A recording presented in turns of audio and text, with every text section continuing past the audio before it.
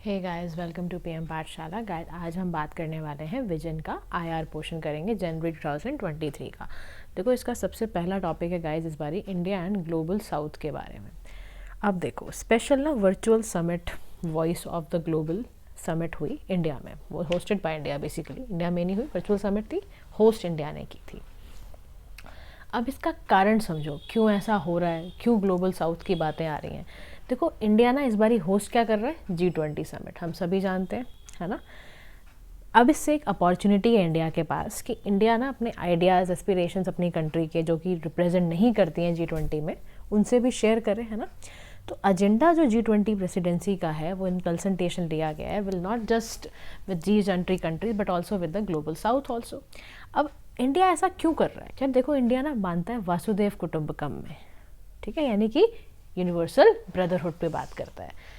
तो इसीलिए ना बहुत सारी ऐसे और भी इनिशिएटिव इस समिट में लिए गए, जैसे कि आरोग्य मैत्री यानी कि वेलनेस फ्रेंडशिप। इंडिया प्रोवाइड करेगा एसेंशियल मेडिकल हेल्प देगा डेवलपिंग कंट्री को जो कि ह्यूमैनिटेरियन क्राइसिस की वजह से परेशान हैं या नेचुरल डिजास्टर्स की वजह से अफेक्टेड हैं। फिर उसके बाद global south centre of excellence भी बनाया गया, वहाँ पर रिसर्च वगैरह चलती है ताकि वो इम्प्लीमेंट कर पाएँ, ग्लोबल साउथ में बेस्ट प्रैक्टिसेस कर पाएँ। साइंस एंड टेक्नोलॉजी में इनिशिएटिव लिया जा रहा है, डिप्लोमेट फोरम्स बनाई जा रही हैं, स्कॉलरशिप प्रोग्राम स्टूडेंट्स के लिए दिया जा रहा है ना, ताकि वो हायर एजुकेशन इंडिया में परस्यू कर पाएँ। तो ये किया जा रहा है। अब देखो, मोर देन 120 नेशंस ने इसमें पार्टिसिपेट किया इस वर्चुअल समिट के अंदर, ठीक है। समिट में बोला गया ग्लोबल एजेंडा 4 Rs पे बात करेगा। अब वो 4 Rs क्या हैं? Respond, recognise, respect and reform. अब क्या करना है? देखो, रिस्पॉन्ड का मतलब है ग्लोबल साउथ की जो भी प्रायोरिटीज़ हैं उनका inclusive and balance international agenda में उनको प्रेजेंट करने को, रिस्पॉन्ड करने का मौका मिले, उनकी चीज़ों पर प्रायोरिटाइज़ किया जाए। फिर कॉमन बट डिफरेंशिएटेड रिस्पॉन्सिबिलिटी को बिल्कुल रिकॉग्नाइज करा जाए कि इस पर ही चलना है। कॉमन बट डिफरेंशिएटेड रिस्पॉन्सिबिलिटी का मतलब क्या होता है? देखो गाइस, एग्जाम्पल के तौर पर डेवलप्ड वर्ल्ड ने बहुत इंडस्ट्रियलाइजेशन किया, ग्लोबल एमिशंस किया, कार्बन एमिशंस करा, ठीक है, तो काफ़ी पोल्यूशन उनकी वजह से फैला हुआ है ना। अब इन वाली कंट्रीज़ कैसे रुक सकती हैं अपने आप को डेवलप करने से, है ना। तो इनको आप फंडिंग करो। इसीलिए हमने आप बात भी करी थी ना अभी, जब COP27 गाइज हुआ था तो उसके अंदर ये बात चली है कि इसके अंदर हमें ना इनको कॉमन बट डिफरेंशिएटेड के चलते एक ऐसा फंड रेगुलेट करना चाहिए जिससे ये लोग अपने आप को डेवलप कर पाएँ, ठीक है। उसके बाद respect the sovereignty of all Nations, हमें ये भी जानते हैं कि पीसफुल रेजोल्यूशंस हो। उसके बाद रिफॉर्म करने की ज़रूरत है यूनाइटेड नेशंस में, ताकि बहुत ज़्यादा यूनाइटेड नेशंस भी अगर इंटरनेशनल इंस्टीट्यूशंस को रिफॉर्म करेगा तो यूनाइटेड नेशंस का क्या निकल के आएगा, उसकी रेलेवेंसी समझ आएगी कि भाई क्यों है। अब ना, लेकिन देखो, किसी भी चीज़ को जब हम बात कर रहे हैं तो इंडिया में देखा जा रहा है कि ना कुछ चैलेंजेस इंडिया देखता है कि भाई ग्लोबल साउथ में एंगेज करने को कुछ चैलेंजेस भी हैं। इसमें से पहला चैलेंज है ग्लोबल साउथ को यूनाइट करना, क्योंकि ना डीप इकोनॉमिक डिफरेंशिएशन है, ठीक है, पॉलिटिकल डिविजन्स हैं इन डेवलपिंग नेशंस के अंदर अमंग, ठीक है।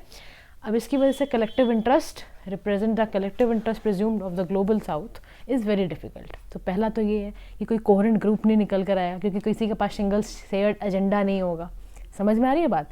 तो क्योंकि उनकी इंटरेस्ट अलग अलग है। जब इंटरेस्ट अलग होते हैं तो दो लोग कैसे मिल पाएंगे? आप फ्रेंड्स किससे बनते हो? देखो, माना कि फ्रेंडशिप ठीक है, लव एंड इस सब की वजह से भी होती है, आप एक दूसरे की केयर करते हैं, आप फ्रेंड्स में आते हैं, फ्रेंड सर्कल्स में बनते हैं आपके, लेकिन इंटरेस्ट भी एक बात होती है ना कि मेरा तेरा इंटरेस्ट भी है तो चल भाई हम मिलते हैं। कई बार हम ऐसे भी फ्रेंडशिप करते हैं, लेकिन इंटरनेशनल फ्रेंडशिप में तो गाइस ऐसा ही होता है, इंटरेस्ट पे काम चलता है। सारा इंटरनेशनल रिलेशंस आप पढ़ोगे, आपको पता चलेगा कि परमानेंट इंटरेस्ट ही होता है जो दो कंट्रीज़ के रिलेशंस को सुधार सकता है, ठीक है।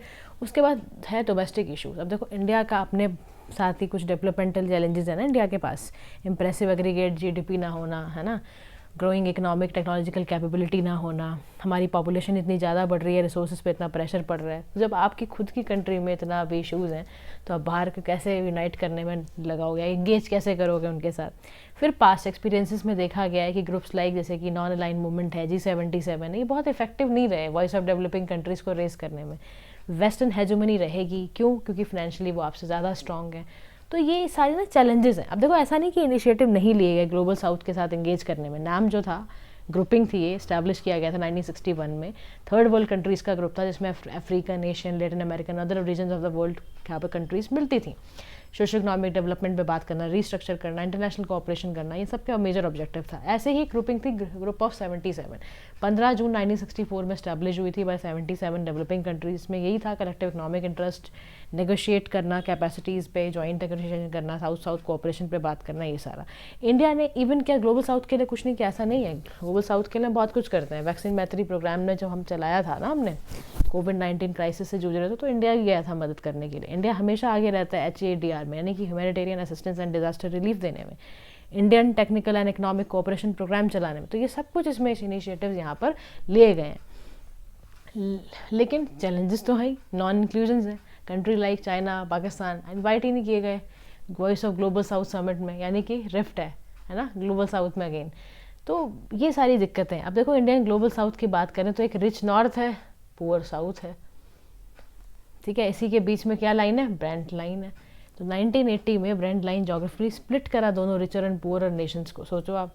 तो ग्लोबल साउथ एक एक्सप्रेशन इन कंट्रीज़ का जो रिलेटिवली डिसएडवांटेज कंडीशंस हैं, they don't have any voice in the UNSC and Bretton Woods institutions. तो देख लो आप, अब ग्लोबल साउथ को हम ऐसे नहीं छोड़ सकते गाइस। अगर ग्लोबल साउथ पे बात हो रही है तो हमारे भी अपने इंटरेस्ट हैं। देखो क्लाइमेट चेंज, हम सभी कंट्रीज़ बहुत सबको अपना ऑब्लिगेशन समझना पड़ेगा। क्लाइमेट फाइनेंस एंड टेक्नोलॉजी का जुगाड़ लगाना पड़ेगा। Energy, common concern energy security, energy हमारे साथ भी तो, इनके साथ कॉमन चीज़ें भी तो मिलती हैं। Sustainable energy transition, poverty and inequality का कैसे डील करना है। नेचुरल रिसोर्सेज, ग्लोबल साउथ में याद रखो बहुत नेचुरल रिसोर्सेज में रिच है, ऑयल गैस मिनरल टिम्बर खूब मिलता है यहाँ पर। फिर साउथ साउथ कोऑपरेशन होगा तो क्या होगा, कॉमन इश्यूज खत्म हो गए ना, पॉवर्टी इनइक्वालिटी के। तो कॉमन लिंक इंडिया और ग्लोबल साउथ का क्या है, हमें क्यों कनेक्ट होना चाहिए। वसुधैव कुटुंबकम तो हम कह रहे हैं गाइस, लेकिन उसके साथ और भी समझो, कॉलोनियल पास्ट है हम सबका, हम सभी कंट्रीज़ का कॉलोनियल पास्ट है। सोशो इकोनॉमिक इशूज़ हमारे सेम है, अंडर रिप्रेजेंटेशन है हमारे यहाँ, डायस्पोरा का हमारे पास वहाँ पर है। इंडिया की अप्रोच क्या है, consultation, outcome oriented, people centre, ये सारी टर्म्स याद रखो पेपर में जाने से पहले। इसीलिए मैं आपको पढ़ा रही हूँ। आप प्लीज़ खाली एक बार का रिवाइज करके मत सोचा करो कि हो गया, रिवाइज करते रहा करो, ऐसी चीज़ें अपने नोट डाउन करते रहा करो कि इंडिया की अप्रोच ग्लोबल साउथ में क्या होनी चाहिए। कंसल्टेटिव इन नेचर, आपसी बातचीत, आउटकम ओरिएंटेड होनी चाहिए कि खाली ऊपर ऊपर से बात ना हो, आउटकम ओरिएंटेड वाले बात करो आप। पीपल सेंट्रिक हो, लोगों के साथ आप ऐसा करो कि लोग आपस में आइडियाज़ एक्सचेंज करें, आपके बीच में ट्रेड हो।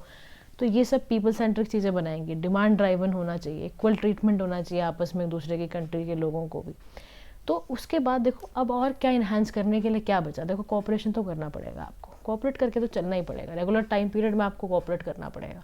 म्यूचुअल ट्रस्ट का ध्यान रखना पड़ेगा कि किसी भी कल्चरल एक्सचेंज प्रोग्राम है, कॉन्फिडेंस बिल्डिंग मेजर्स ले जा रहे हैं तो उससे म्यूचुअल ट्रस्ट बढ़ता है। तो आप करो ये सारी चीज़ें, डेवलपमेंटल प्रोजेक्ट्स लेकर आओ और उनको सही में डेवलप करो, इंटरेस्ट को प्रमोट करो। जो इंटरेस्ट है ग्लोबल साउथ का बनाओ उसको प्रायोरिटी एरिया ना, दे रहे हो ना आप, होस्ट कर रहे हो ना G20 का फोरम, तो करो उसमें आप प्रायोरिटी बनाओ इनका। तो कंक्लूडिंग लाइन पे ये कह रहे हैं कि देखो 2023 इंडिया के लिए बहुत इंपॉर्टेंट ईयर है, क्योंकि ग्लोबल साउथ में अगर आपने डिक्लेयर कर दिया ना ये बात, your voice is India's voice और आपकी प्रायोरिटी हमारी प्रायोरिटी है, तो फिर आप विश्व गुरु के जैसे इमर्ज होकर आओगे। अगर आपको इमर्ज होना है ना एज अ ग्लोबल लीडर, विश्व गुरु, तो ये ज़रूरी है कि आप सभी डेवलपिंग कंट्रीज़ के भी इंटरेस्ट को फुलफिल करते हुए चलो। आपको अपना कोऑपरेशन इनके साथ बढ़ाना ही पड़ेगा, तभी एक न्यू ग्लोबल ऑर्डर क्रिएट होगा। उसके साथ साथ नॉर्थ साउथ डिबेट भी रहती है, आपको पता ही है।